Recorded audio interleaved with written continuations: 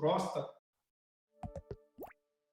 E eu digo para você com toda certeza, sentença não é tendência.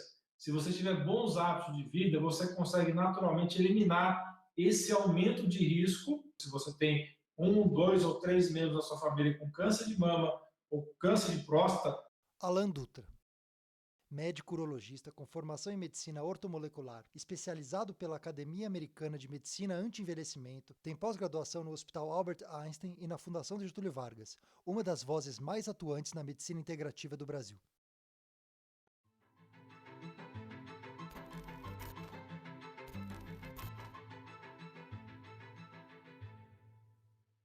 Sim, o câncer é o maior medo do brasileiro. Eu sou médico formado há 22 anos, especializado em urologia, já também há aproximadamente 20 anos. E quando me perguntam quem sou eu, hoje eu me defino como um especialista que voltou às raízes. Hoje eu atendo também como médico generalista que atua dentro da medicina de um modo geral. Eu procuro enxergar meu paciente de uma maneira global, holística, integral. Por isso, hoje eu adoto a medicina funcional, integrativa de estilo de vida, que é a medicina que eu entendo que hoje atua melhor nas doenças crônicas, nas doenças degenerativas, nas doenças hoje que são responsáveis por 70% das causas de morte.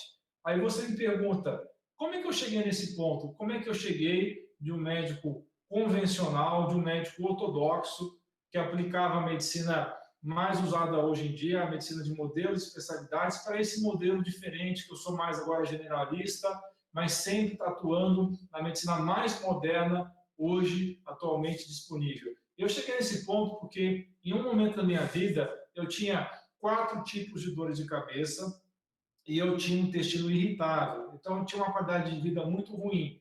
Em um ano da minha vida, em que eu chegava a operar 40 pacientes por mês, a minha rotina era extremamente estressante e eu não tinha nenhuma preocupação nessa época com o meu estilo de vida, com a minha alimentação. Eu estava acima do peso, eu estava obeso, eu estava sedentário, comendo o alimento que estava disponível à minha mão, comia muito farináceo, muito pão, muita massa, muito biscoito, o que tinha à mão, por assim dizer. E nessa época, então, da minha vida, juntando com o estresse, com a falta de atividade física e com sono ruim, eu estava 20 quilos acima do meu peso, com 4 tipos de dor de cabeça, sendo que esses 2 tipos de enxaqueca, uma enxaqueca clássica e uma enxaqueca do tipo de salvas, a gente chama de cefaleia em salvas. Eu tinha uma cefaleia tensional, eu tinha sinusite e também tinha intestino irritável, ou seja, eu tinha uma diarreia crônica e vivia com dor de barriga.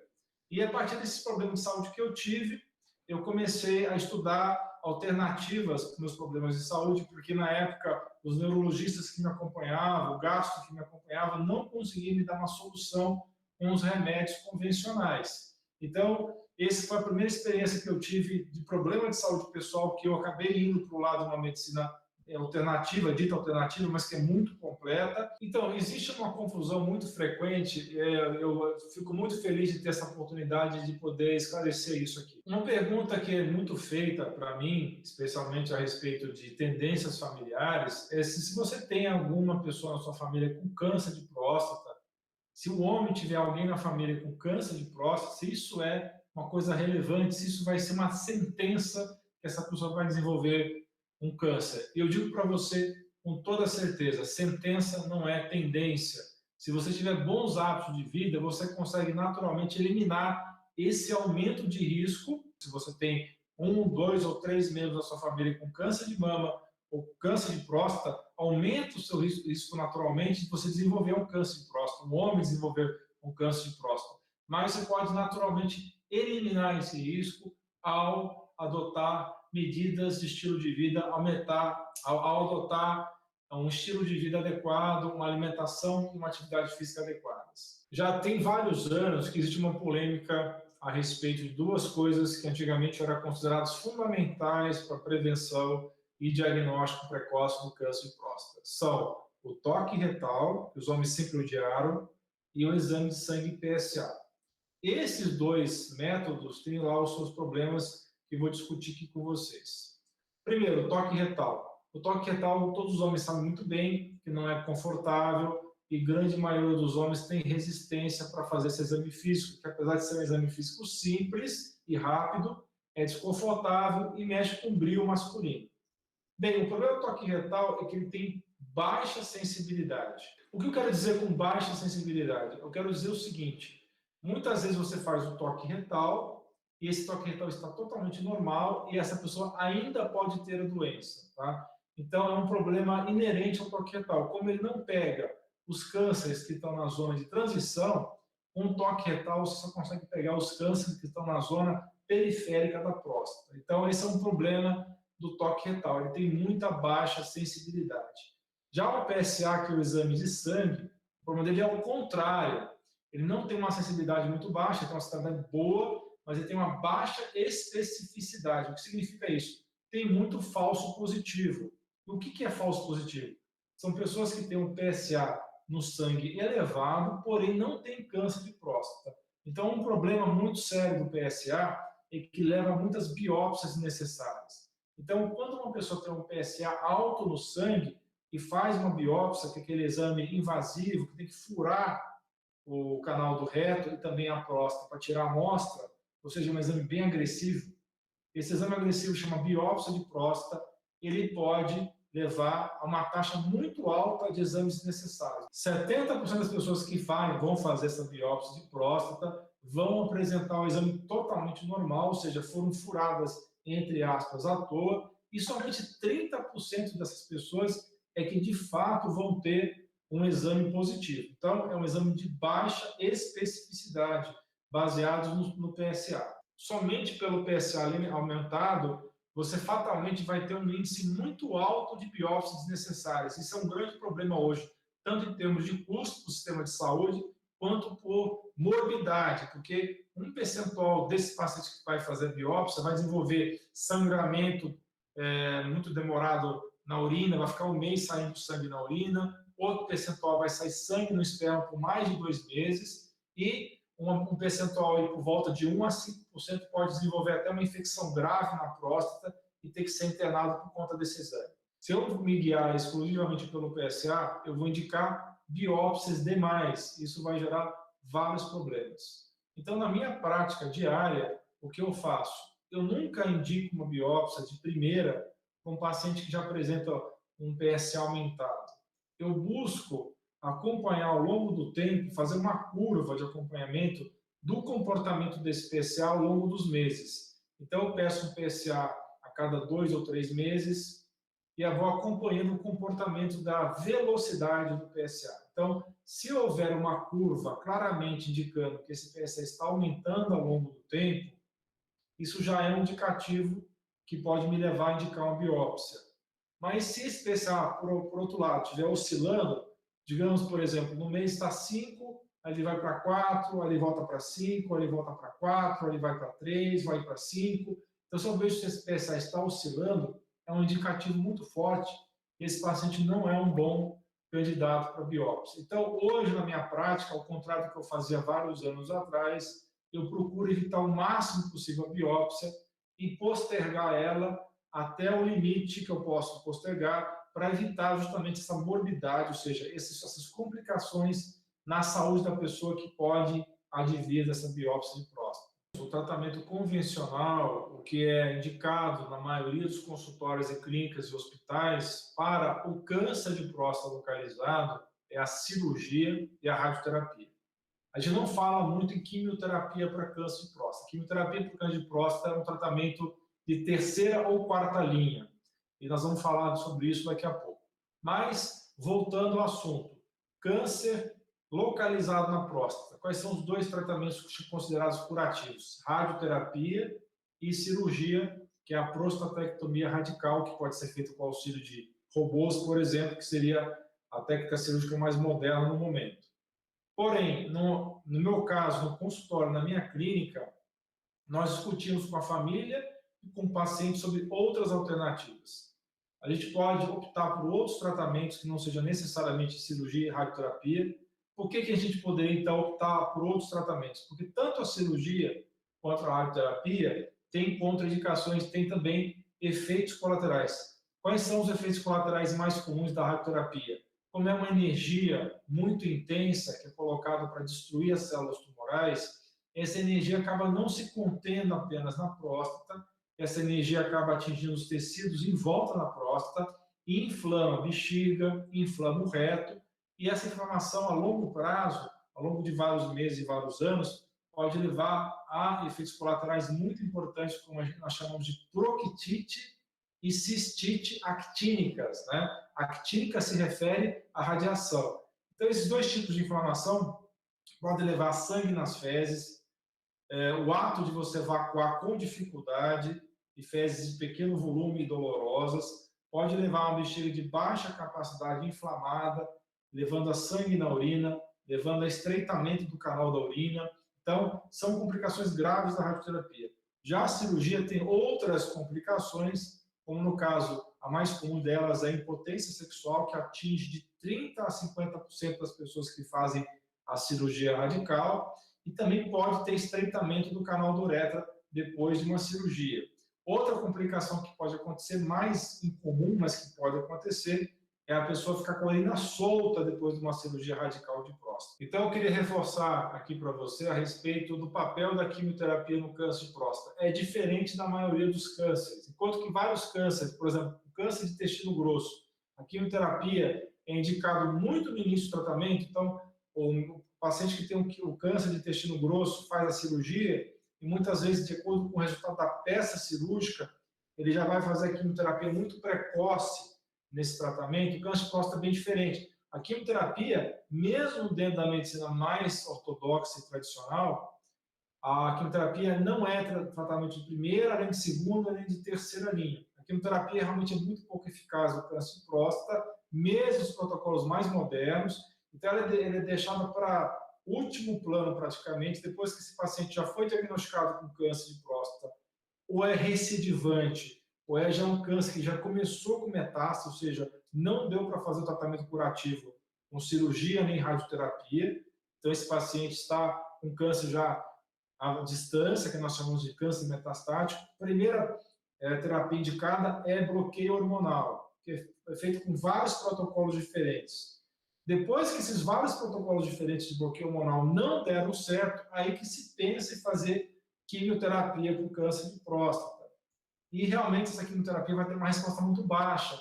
O mais moderna que ela seja, a resposta vai ser no máximo de 20% a 30% de resposta. Aí eu não estou nem falando de cura, tá? Eu estou falando de resposta, de 20% a 30% de resposta. Quando falamos de um homem que já foi tratado pela medicina convencional ortodoxa e já foi submetido a um tratamento de cirurgia radical de próstata ou radioterapia, ele pode desenvolver, certamente tem uma alta chance de desenvolver uma disfunção erétil, uma dificuldade na sua sexualidade.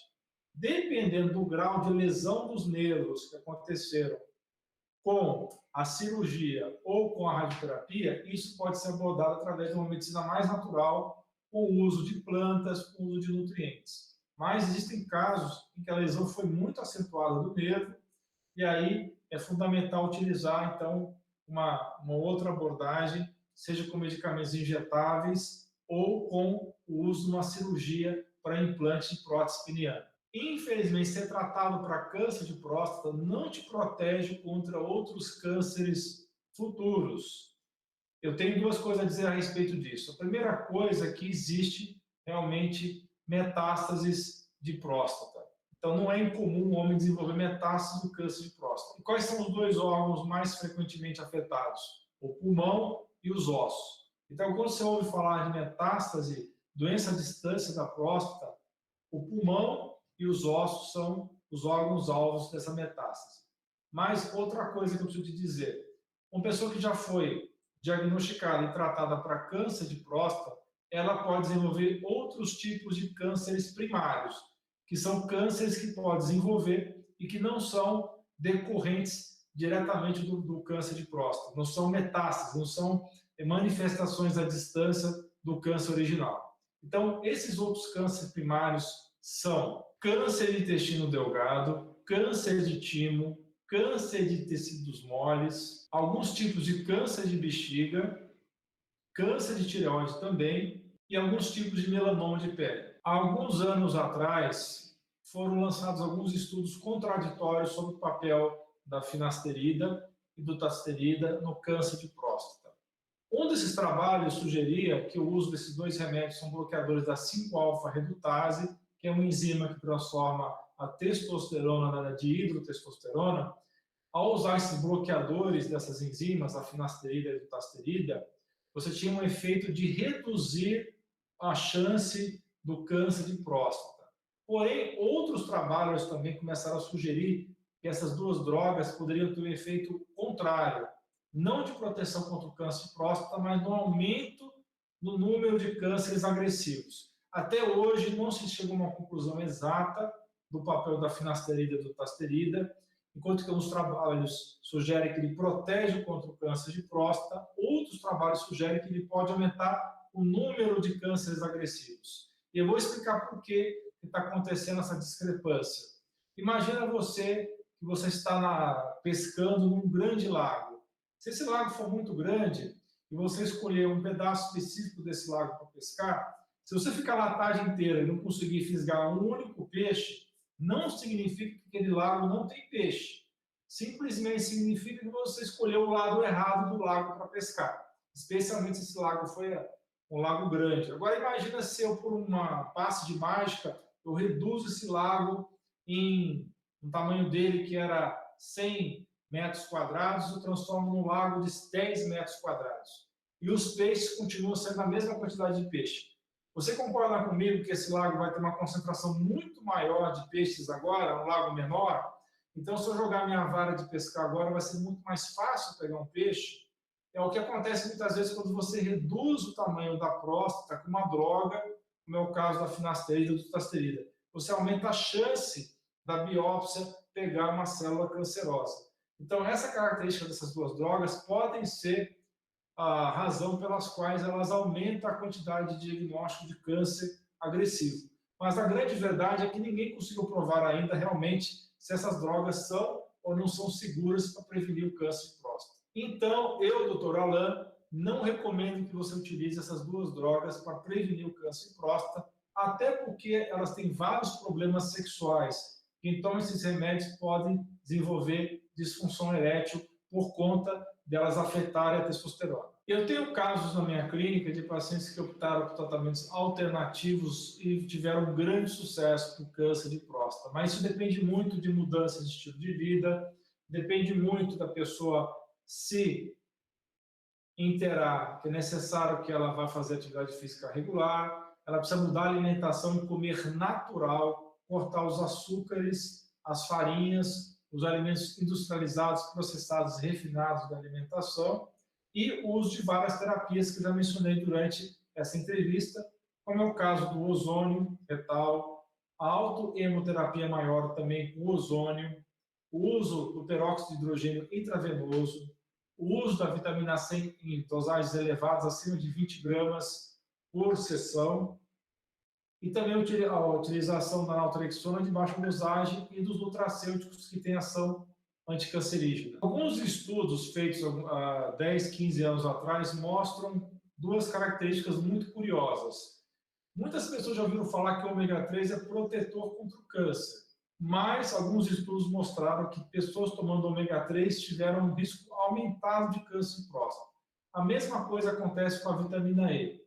Alguns estudos mostrando que a vitamina E poderia aumentar o risco de câncer de próstata. Aí eu te pergunto, será que isso é verdade? Não, infelizmente são estudos mal conduzidos. E eu vou explicar por quê.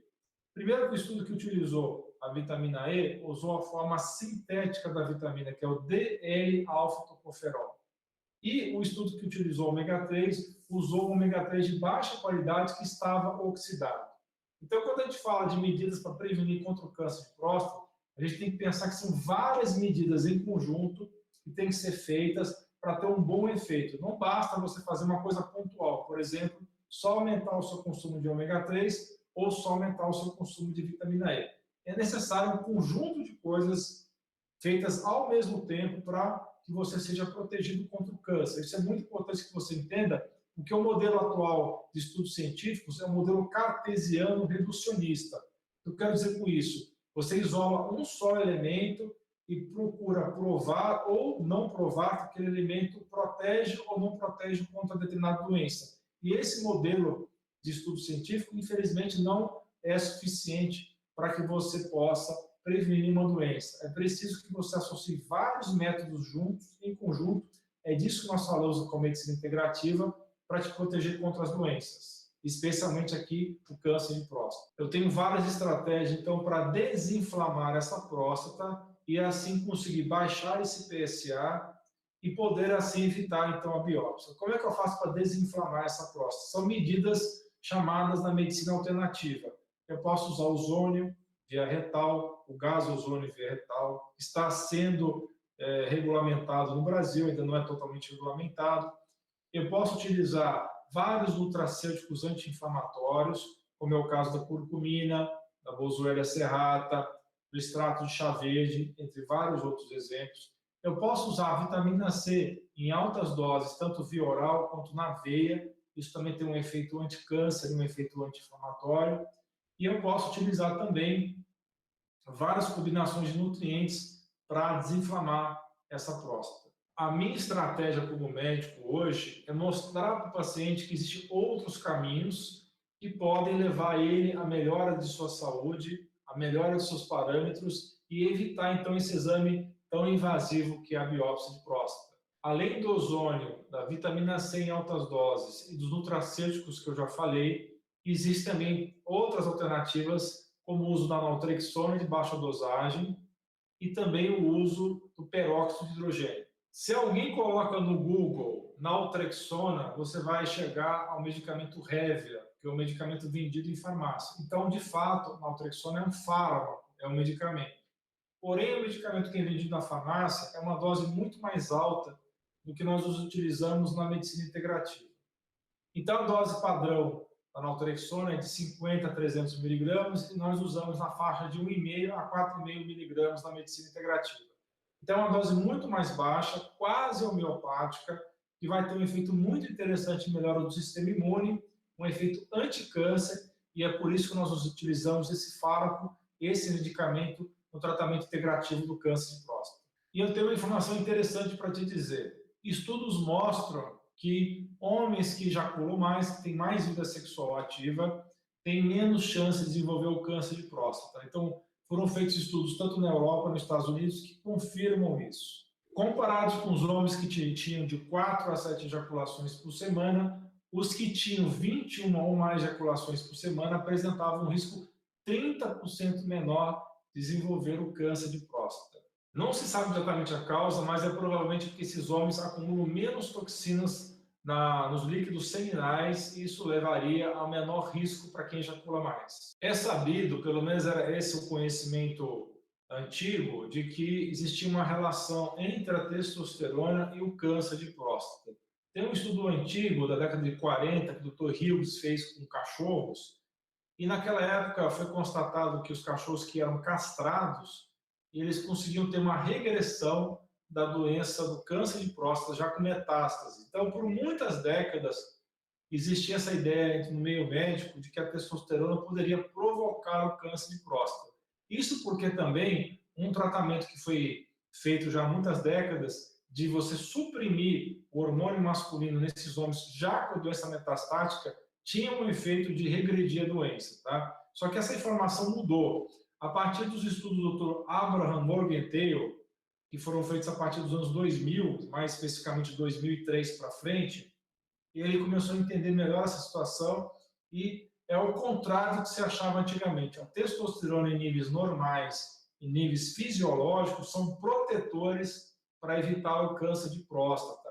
Só que isso é uma informação que fica um pouco estranha quando a gente sabe que algumas pessoas que estão com a doença avançada, o câncer de próstata com metástase, com doença à distância, se beneficiam sim com bloqueio hormonal. Então, a testosterona normal, no nível fisiológico normal, no homem que ainda não tem o câncer, protege.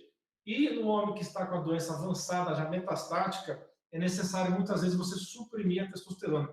Então, a testosterona tem essa ação de faca de dois gumes. Os níveis normais são protetores para não desenvolver doença, mas homens que já têm a doença avançada, metástase, podem se beneficiar com o bloqueio da testosterona. Os homens, em geral, hoje também estão muito estressados. O estresse já é comprovado que também é um fator de risco muito importante. Então, você tem que gerenciar bem o seu estresse, você precisa evitar o excesso de estresse, e o homem em geral, então, precisa dormir bem também. Você precisa controlar o seu sono de maneira que você durma pelo menos 7 horas por noite. Também é muito importante evitar o hábito do fumar e evitar o consumo exagerado de álcool.